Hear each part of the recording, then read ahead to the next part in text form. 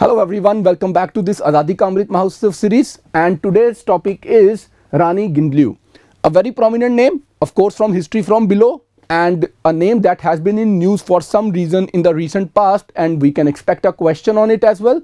So today I am going to cover this topic for you, and as usual I will be giving you a task asking you about a couple of facts that you can then research and write in the comment box about what you find out, and accordingly I will comment on your research, and this way your preparation will become more robust. So friends, when we talk about this Rani Gindliu, she was a Naga spiritual and political leader, right? She is a spiritual as well as a political leader who led a revolt against British rule in India. At the tender age of 13, once she just entered into her teens, she joined Heraka religious movement of her cousin Hepao Jadonag, right? Now I would like you guys to research on Heraka. I want you to write at least 3 or 4 points on this Heraka religious movement and a couple of points on Hepao Jadonag, right? I would like you guys to research on these two things and write in the comment box. Then the movement later turned into a political movement seeking to drive out the British from Manipur and the surrounding Naga areas, right? So it started as a religious movement, then gradually it turned into a political movement, which then becomes part of our freedom struggle. Now, when we talk about her, Jadonag's movement was a revival of a tribal religion. It attracted a number of followers from the Zilinggrong tribes, that is Zemi, Lingomei and Rongmei. Right, these are the 3 tribes associated with this Heraka movement. Jadonag was convicted and hanged by the British for killing few Manipur merchants. So this is how he came to an end, and once he was no more, then the movement then started revolving around Rani Gindliu. Within the Heraka faith, she came to be considered an incarnation of goddess Channachamaldelai. Right, she is very popular for her being an incarnation. She established tribal organization like Kabni Samiti in 1934. Now this is an important fact, not given in every source, so this is an important fact, right?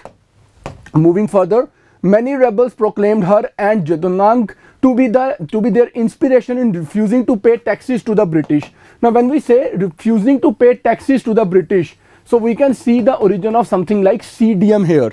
CDM is the movement where we started saying that we are not going to pay the taxes. Fine. Then, however, her movement declined after the last of her followers, Deo and Ramjao, were arrested in 1933. Gindliu was arrested in 1932 at the age of 16 and was sentenced to life imprisonment by the British.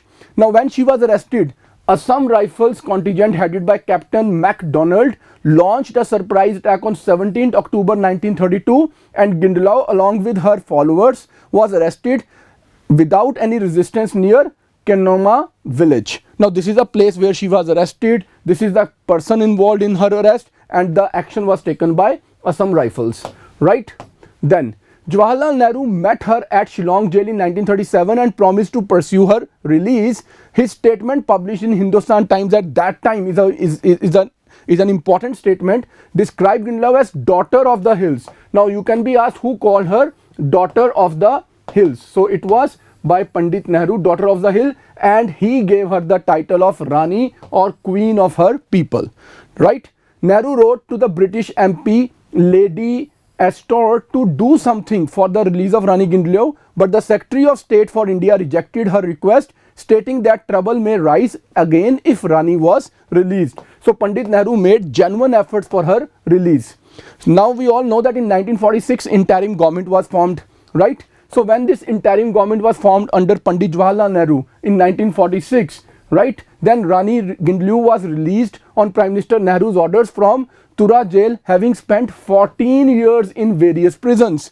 The third thing that I would like you guys today to research about is this interim government of 1946, important ministers in the interim government, right? Research on something about interim government. Then an advocate of the ancestral Naga religious practices, she staunchly resisted the conversion of Nagas to Christianity. Now remember this fact. This is very important fact in the present context. Then Gindliu was opposed to the Naga National Council, NNC, insurgents who advocated secessionism from India. Instead, she campaigned for a separate Zilongong territory within the Union of India. She was honored as a freedom fighter and was awarded a Padma Bhushan by the government of India. So yes, she has been recognized in various ways, and this is it for the day. And I hope you will research a lot about these three things that I have given you. And continuing with this series, here is an important announcement for all of you. Starting today itself, though you will be coming to know at the 11th hour, but yes, we are starting from today a quick revision course for 2022 UPSC aspirants for the prelim course, and we will cover both static and current affair along with the test series. The course will remain free for all of you. Test series of course will be paid. So in case you want to know the details, you can log on to the link, you can click the link below to get the details of the course. God bless you all, and together we can and we will win this race, and you will get into your mains. God bless you.